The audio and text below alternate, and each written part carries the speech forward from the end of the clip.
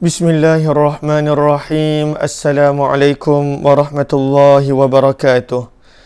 Bismillah, alhamdulillah, wassalatu wassalamu ala habibillah Sayyidina Muhammad ibn Abdillah wa ala alihi wa sahbihi wa mawalah. Allahumma rabbi syrah lana sudurana wa yassir lana umurana wahlul uqdatan min alsinatina yafqahu aqwalana. Allahumma fakkihna fid din wa 'allimna at-ta'wil. Allahumma alhimna marashida umurina wa a'idna min shururi anfusina birahmatika ya rabbal alamin walhamdulillahi rabbil alamin. Ahlan kepada sahabat-sahabat semua. Salam Sayyidul Ayyam, penghulu segala hari. Salam Jumaat. Kita bertemu dalam pertemuan Hayati Quran siri yang ke-389 bersama dengan saya Umar Aziz. Moga-moga pertemuan ini menjadikan kita dapat mengambil sedikit sebanyak pengajaran daripada Al-Quran, ibrah daripada Al-Quran, dan moga-moga kita dapat membawa Al-Quran dalam kehidupan seharian. Ahlan kepada sahabat-sahabat semua. Saya nampak diorang komen, ada Zakia Muhammad Nin, Wu Aini, Kati Khairuddin, Liyah Aziz, Nur Zimah, Muslimah Mahmud, Zimah Don, Kamiza Muhammad Amir, Safia Sapian, Nurahim Syarif, Jamaliyah Manab, Ana Sukaimi, Nurazia Mukhtar, Rosnah Ismail, Samsarina Saifuddin, Salina Muhammad Nur, Rahila Junid, Izzi Aish, Nurisah Wan Hassan, Nur Hayati Yahya, Ummi Naimah, Fauzia Ismail, Masriyah, kemudian Murwani Ahmad, Ruslina Saharuddin, serta sahabat-sahabat yang lain. Ahlan kepada semua. Waalaikumsalam warahmatullahi wabarakatuh kepada semua yang memberi salam. Pada siri kali ini kita nak sambung daripada muka surat yang baru, muka surat 147 daripada surah yang ke-6, surah Al-An'am, bermula daripada ayat yang ke-143. Muka surat 147 surah yang ke-6 Al-An'am bermula daripada ayat 143. Sebelum kita bermula, apa kata seperti biasa, kita perbetulkan dahulu niat kita. Moga-moga pertemuan kita adalah kerana Allah Subhanahu wa ta'ala. Nawaitu ta'alluma wa ta'lim wa tadhakkura wa tadhkir wa naf'a wal intifa' wal ifadata wal istifada wal hatha ala tamassuki bi kitabillah wa sunnati rasulillah sallallahu alaihi wasallam wa du'ai ila al huda wa dalalati ala al khair ibtigha'a wajhillah wa mardatihi wa qurbih wa thawabih. Amin amin ya rabbal alamin. Amin amin ya rabbal alamin. Mohon jasabik sahabat-sahabat untuk bantu share, bantu untuk kongsi, bantu untuk sebar luas tak rakan-rakan yang lain. Moga-moga lebih ramai yang beroleh manfaat. Sebelum kita masuk pada ayat 143, apa kata kita perhatikan dahulu ayat sebelum daripadanya, iaitu ayat yang ke 142.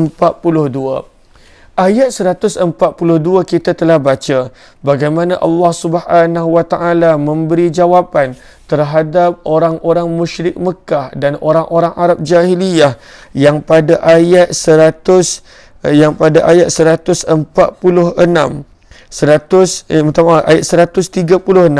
ayat 138 dan juga ayat 139 dan 40. Pada 4 ayat yang sebelum ini, ayat 136, 138, 139 dan 140, bagaimana kita nampak orang-orang Arab jahiliyah, orang Quraisy Mekah, mereka dengan sesuka hati pada waktu itu menghalalkan sesuatu ataupun mengharamkan sesuatu daripada binatang ternakan mereka. Maka ada binatang yang mereka haramkan kerana ianya adalah untuk berhala, lalu tak boleh ditunggangi, tak boleh disembelih, tak boleh diambil apa-apa manfaat. Lalu Allah telah terangkan permulaan jawapannya pada ayat yang ke-142, di mana firman Allah, sebenarnya binatang ini diciptakan ada tujuan. Wa minal an'ami hamulatan wa farsha. Ada binatang yang diciptakan dengan tujuan untuk pengangkutan. Ada binatang yang diciptakan dengan tujuan wa farsha, untuk disembelih. Lalu sebab itu Allah perintahkan untuk kita ambil manfaat daripada binatang-binatang yang dihalalkan, yang boleh untuk diambil manfaat. Sebab itu firman Allah, kulu, makanlah kamu, ambillah manfaat olehmu daripada apa yang Allah telah berikan, kurniakan, rezekikan kepada kamu. Dan kemudian firman Allah bahawa mengharamkan sesuatu yang halal, sebenarnya itu adalah tipu daya daripada syaitan. Firman Allah, wala tattabi'u khutuwatis syaitan, dan janganlah kamu mengikut jejak langkah syaitan, kerana jelas syaitan itu adalah innahu lakum aduwwum mubin, adalah musuh kamu yang jelas nyata. Itu bahagian pertama jawapan yang Allah berikan di atas kelakuan kepercayaan orang-orang musyrik Mekah dan juga orang-orang Arab yang pada waktu itu mengharamkan sesuatu daripada binatang ternakan. Itu tak boleh buat, ini tak boleh buat, padahal tidak ada sebarang bukti dan dalil tentang itu. Maka Allah Subhanahu wa taala pada dua ayat berikut yang kita akan nampak, ayat yang ke-143 dan juga ayat yang ke-144. Maka pada dua ayat ini Allah Subhanahu wa taala yang pertama sedang menerangkan kepada kita bahawa apakah bentuk-bentuk kejahilan yang sedang berlaku di kalangan masyarakat jahiliyah. Apakah bentuk kejahilan yang sedang berlaku di kalangan masyarakat jahiliyah? Dan pada dua ayat ini juga Allah Subhanahu wa taala menerangkan kepada manusia bahawa apa yang mereka percaya daripada binatang yang haram padahal ianya adalah halal, sebenarnya itu semua mereka percaya tanpa sebarang bukti, tanpa sebarang dalil, dan itu adalah rekaan semata-mata. Maka ini yang kita akan nampak pada dua ayat ini, pada dua ayat 143 dan ayat 144 yang kita akan nampak adalah sambungan daripada ayat 142. Ayat 142 Allah mulakan jawapan pada waktu itu dengan Allah menyebut bahawa binatang ini ada tujuan dia, terutamanya binatang yang dilihat oleh orang Quraisy Mekah daripada unta, lembu, kambing. Maka Allah sebut ada tujuan dia, yang mana kita dah nampak tujuannya Allah sebut dua pada ayat 142. Itulah sebagai hamulah, pengangkutan, wa farsha, ataupun untuk disembelih. Dan Allah suruh ambil manfaat. Jangan pada waktu itu macam yang orang Arab jahiliyah buat, dibiarkan binatang itu sebab mereka kata binatang ni tak boleh makan haram, tak boleh ambil manfaat kerana untuk berhala, maka mereka biarkan binatang itu rosak sampai mati, sampai binasa tanpa diambil apa-apa manfaat daripadanya. Itu cara Al-Quran menjawab pada ayat 142. Allah terangkan pada waktu itu fungsi binatang ternakan dan Allah suruh mengambil manfaat daripadanya dan Allah suruh berhati-hati dengan tipu daya syaitan.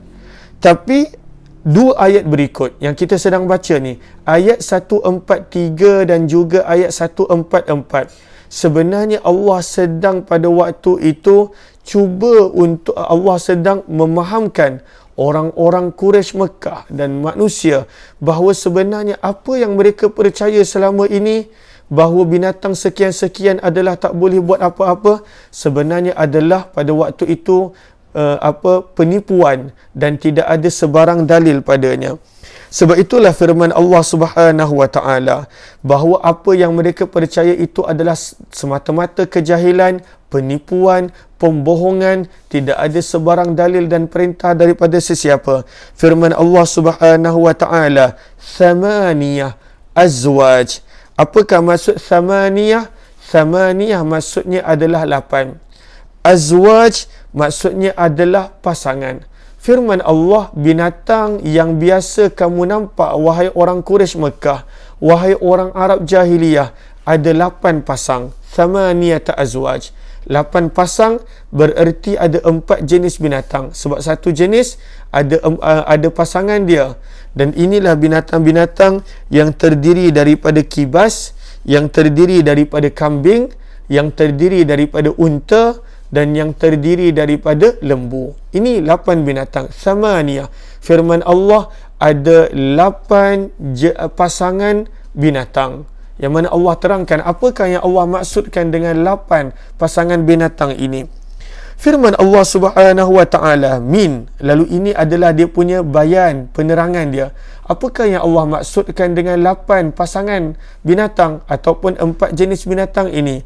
Lalu min, iaitu, ataupun terjemahnya iaitu daripada. Lalu di sini adalah dua pasang pada ayat 143 dan lagi 2 pasang pada ayat 144. Lalu firman Allah Subhanahu wa taala, ini Allah cuba sedang memberi faham kepada mereka. Kenapa mereka pada waktu itu mengharamkan sesuatu tanpa sebarang dalil? Firman Allah, min, iaitu daripada ad-dha'ni, kambing biri-biri ataupun kibas. Sebab ini didapati juga di kalangan orang-orang Quraisy Mekah. Lalu firman Allah, daripada biri-biri ataupun daripada kibas, ithnain, ada 2, iaitu ada sepasang. 2 maksudnya sepasang. Apakah maksud sepasang? Maksudnya ada biri-biri jantan dan juga ada biri-biri betina. Kenapa nak cerita tentang jantan dan betina? Kejap lagi kita akan faham bila kita baca keseluruhan ayat. Kemudian firman Allah, wamin, dan daripada al-ma'az. Apakah maksud al-ma'az? Al-ma'az maksudnya adalah kambing. Firman Allah, wa minal ma'az, dan daripada kambing, ithnain, ada 2, iaitu sepasang. Ada kambing jantan dan ada kambing betina. Maka kita dah selesai dah di situ.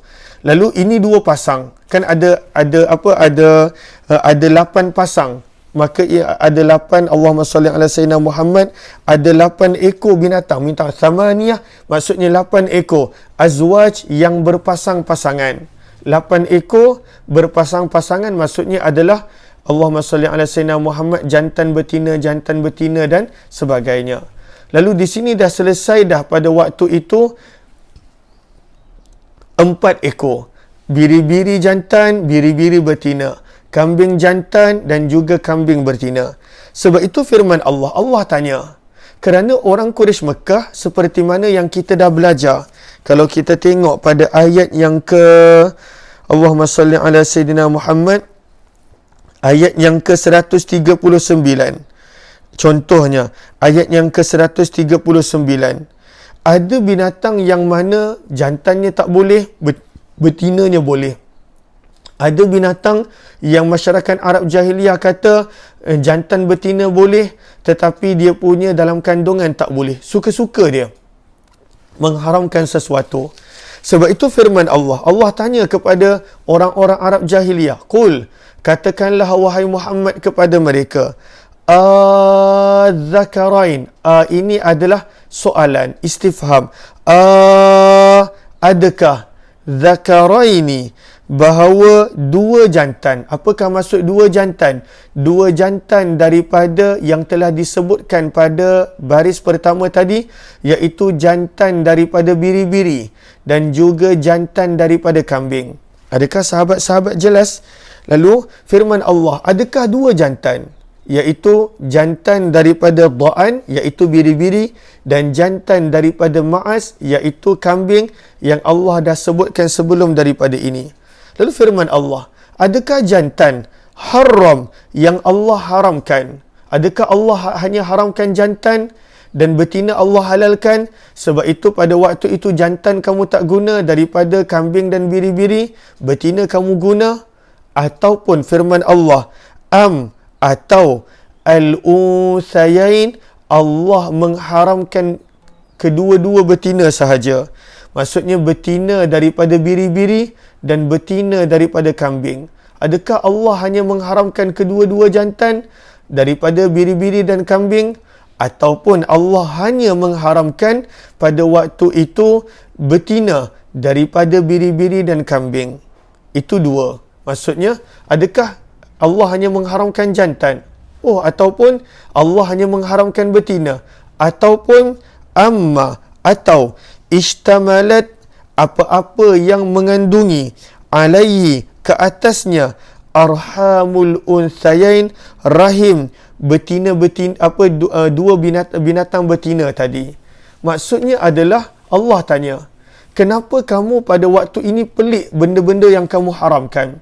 Adakah kamu hanya mengharamkan yang jantan sahaja daripada biri-biri dan kambing? Ataupun kamu hanya mengharamkan yang betina sahaja? Ataupun kamu hanya mengharamkan apa yang ada dalam perut binatang itu sahaja? Kalaulah kamu kata kambing ni haram ataupun biri-biri haram, kenapa tak haramkan semua? Kenapa pada waktu itu ada yang haram, ada yang halal? Maka pada waktu ini Allah Subhanahu Wa Taala tanya, cuba kamu berfikir, Al-Quran bila pada waktu nak menerangkan kepada kita sesuatu hukum, Al-Quran banyak mengajar kepada kita untuk berfikir. Kenapa nak haramkan? Contohnya, pada waktu itu bila ada orang kata, contohnya, makanan daripada restoran makanan segera tertentu ni adalah haram. Cuba kita fikir, kenapa dia haram? Adakah dia haram kerana begini-begini? Orang kata ini haram, orang kata ini haram. Padahal kita nampak ayamnya adalah halal. Tukang masaknya pun adalah Islam. Yang tukang sembelihnya adalah Islam. Bagaimana benda ni boleh jadi haram? Maka sebab itu, sama juga. Allah sedang pada waktu itu nak menjadikan orang-orang Arab jahiliyah ataupun orang Quraisy Mekah faham tentang kejahilan mereka. Sebab ada di antara mereka kadang-kala, oh tak, binatang jantan ni haram, betina boleh. Ada pula di antara mereka kata, tak, yang betina ni boleh, yang betina ni haram, yang jantan boleh. Ada pula di antara mereka kata tak, binatang yang sekian-sekian, yang mana dia punya yang dalam rahim dia haram, yang mak dan ayah yang pada waktu itu jantan dan betina halal. Pening. Tetapi itu hakikat dia. Orang yang mereka reka haram ni, mereka ini sebenarnya pening. Kenapa? Sebab mereka cakap, mereka dakwa, mereka sebut sesuatu dalam bentuk kejahilan. Dalam bentuk kejahilan. Maka firman Allah Subhanahu Wa Taala, Allah tanya soalan, katakanlah wahai Muhammad, adakah pada waktu itu yang haram hanya jantan daripada biri-biri dan kambing? Ataupun hanya betina daripada biri-biri dan kambing? Ataupun pada waktu itu apa-apa yang terkandung ke atasnya dalam perut binatang-binatang betina, iaitu dia punya janin yang ada dalam perut, adakah itu yang haram? Maka firman Allah, okey, sekarang ini kamu sudah berfikir bahawa kenapa ada sesuatu yang haram, ada yang lain tak haram. Padahal masing-masing kambing, padahal masing-masing adalah biri-biri. Kenapa ada dibezakan?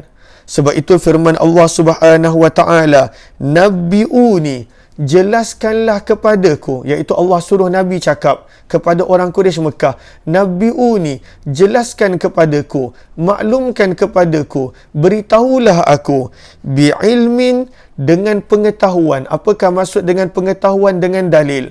Daripada mana sumber yang kamu kata binatang ini haram? Daripada mana? Binatang-binatang yang haram ni kita dah baca dah detail dia. Saya tak nak ulang sebab ambil masa.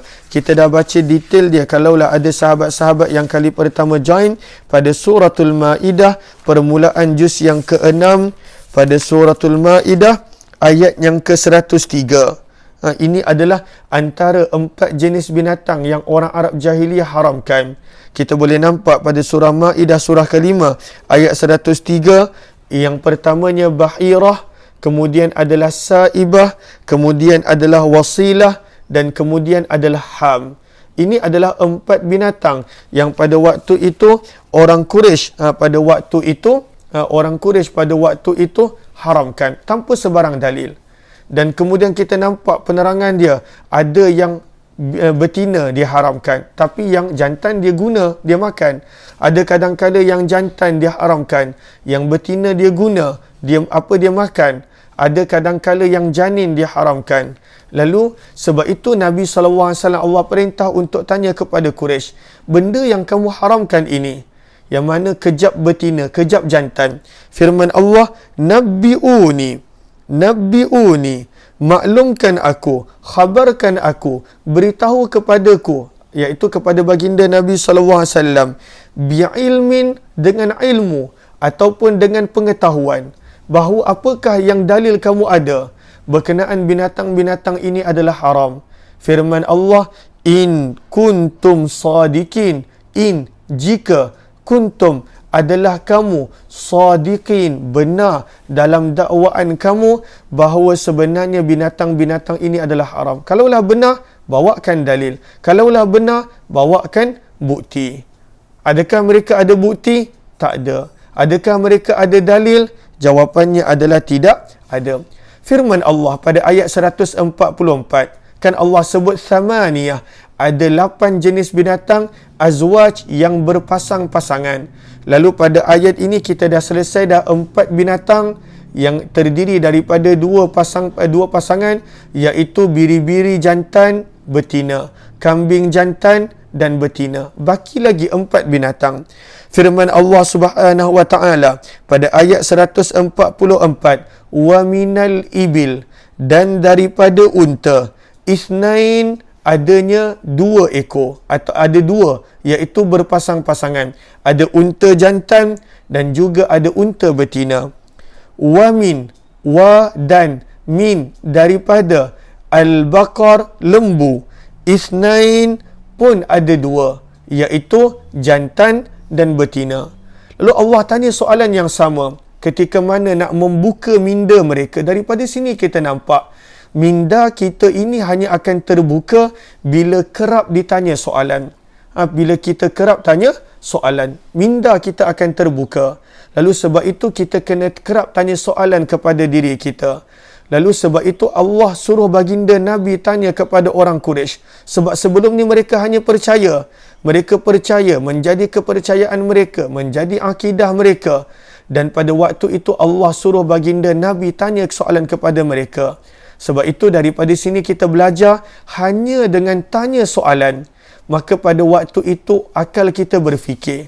Dan hanya bila akal kita berfikir, maka pada waktu itu kita akan nampak kebenaran. Kita tak boleh percaya ikut sesuatu melalui emosi sahaja. Mesti sentiasa tanya soalan. Mesti pada waktu itu didik diri kita untuk bertanya soalan, lagi-lagi berkaitan tentang perkara yang halal dan haram. Ianya mesti ada dalil daripada Al-Quran, daripada sunnah dan sebagainya. Lalu firman Allah, qul, katakanlah wahai Muhammad, az-zakarain, tanya kepada mereka, qul, katakanlah wahai Muhammad kepada orang-orang Quraisy Mekah tentang apa yang mereka haramkan daripada binatang-binatang ternakan.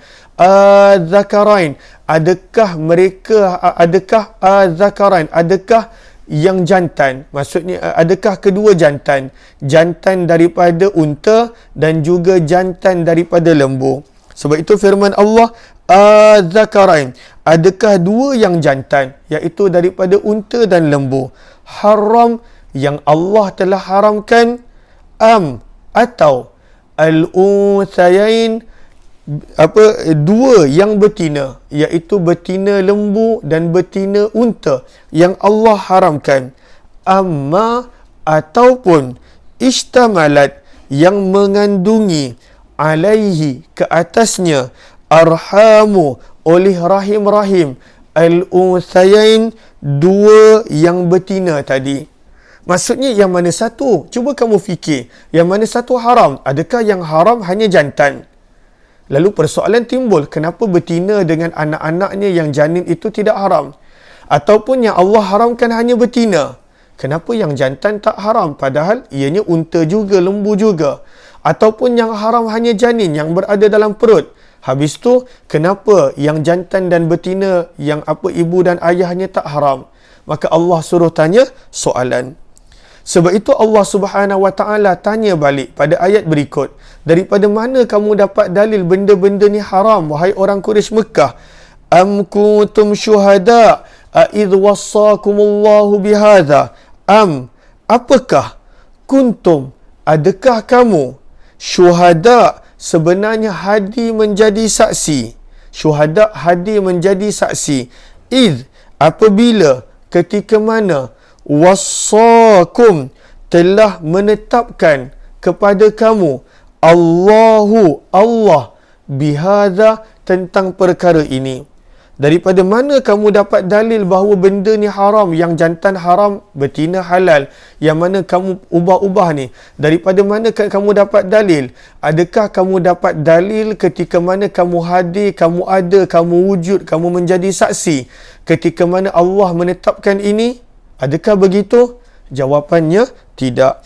Maka sebab itulah kita nampak di sini bagaimana Al-Quran cuba memberi pemahaman. Kata para ulama tafsir, lalu sebenarnya ada cara dia untuk kita faham ayat ini.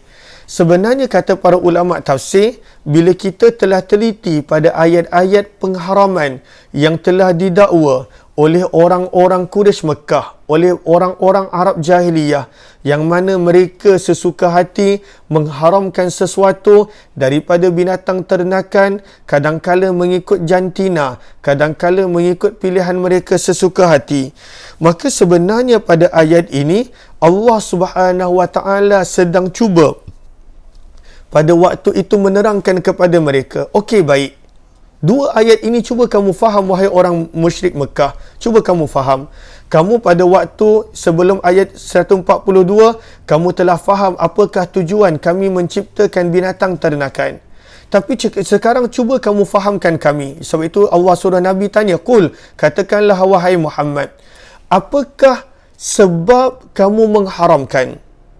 Sesuatu itu menjadi haram kerana dua sebab. Sesuatu itu menjadi haram kerana dua sebab. Yang pertama, sesuatu itu menjadi haram disebabkan pada waktu itu adanya illah, adanya sebab. Contohnya, kerana pada waktu itu dia adalah lembu, maka semua lembu haram. Maka mesti kena ada illah. Kalaulah contohnya lembu haram kerana sesuatu, macam contoh kita kata khinzir adalah haram, maka semua khinzir haram. Kerana ada dalam Al-Quran, pada waktu itu tidak ada yang jantan haram, yang halal, yang betina halal, al-iyazubillah, tak ada. Maka sebab itu daripada sudut yang pertama, Allah Subhanahu Wa Taala sebenarnya dalam sudut cara soalan-soalan ini, Allah sedang bertanya, haram itu mesti ada sebab, mesti ada illah, mesti ada tujuan dia, mesti ada sebab. Lalu keempat-empat binatang ternakan ini, daripada kibas, daripada kambing, daripada unta dan lembu, apakah pada waktu itu dia punya sebab dia haram? Adakah kerana ada sebab yang tertentu? Contoh, binatang ini memang haram, lembu haram. Maka kalaulah begitu, lembu haram, sebab itu Allah cuba mematahkan dalil mereka bahawa lembu haram, ataupun unta haram, ataupun kambing haram, ataupun biri-biri haram.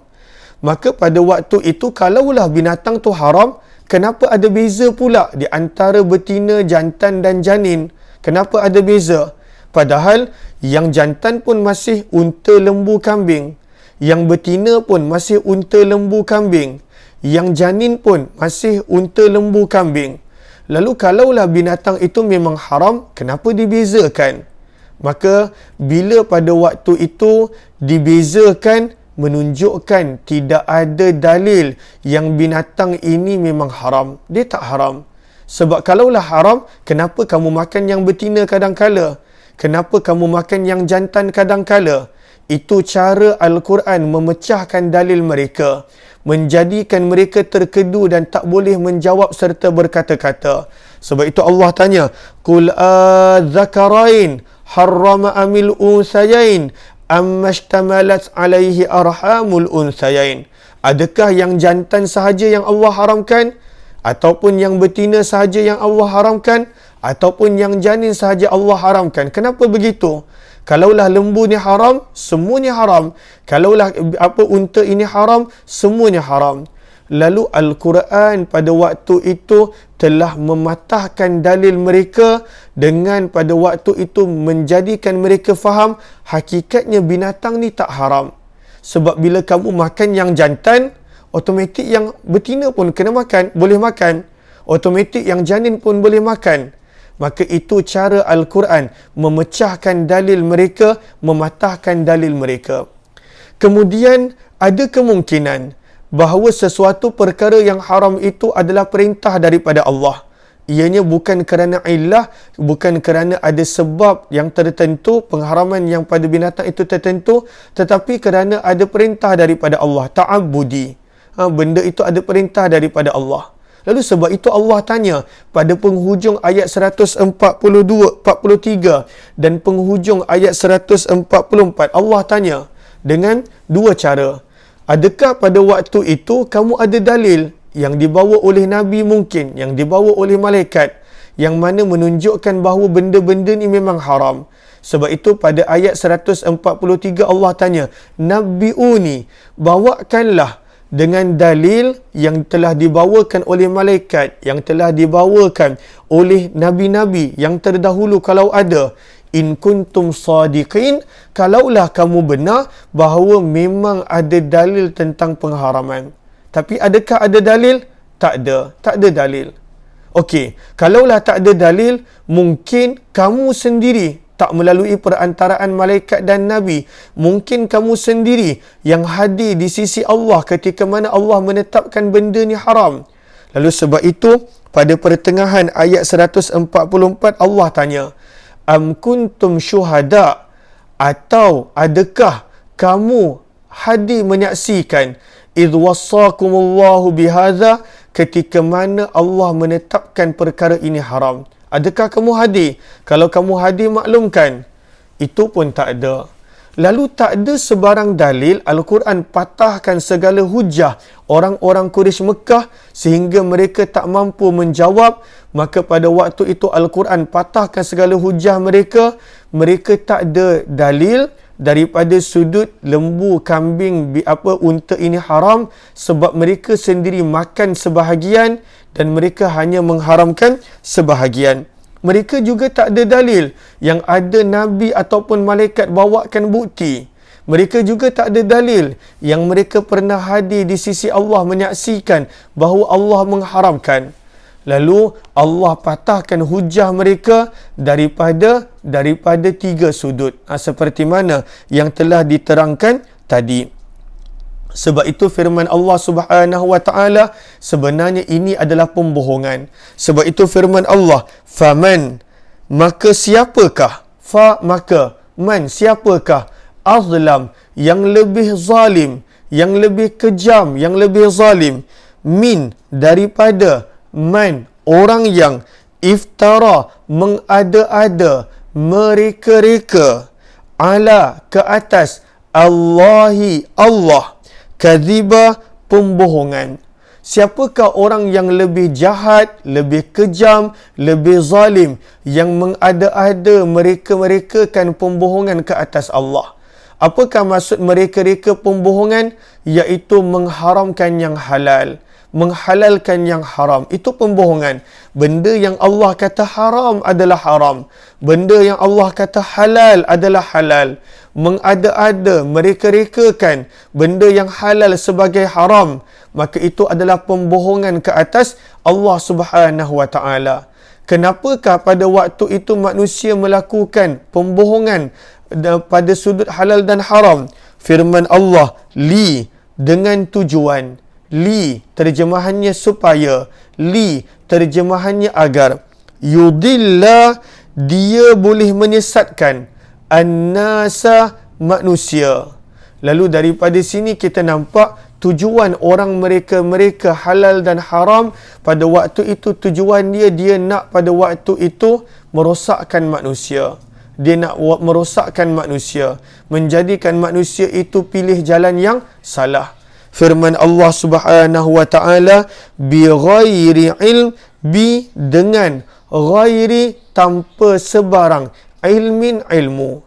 Kata para ulama tafsir, bi ghairi ilmin ini kembali kepada perkataan orang-orang yang mengada-adakan pembohongan. Iftara 'ala Allahi kadhiba.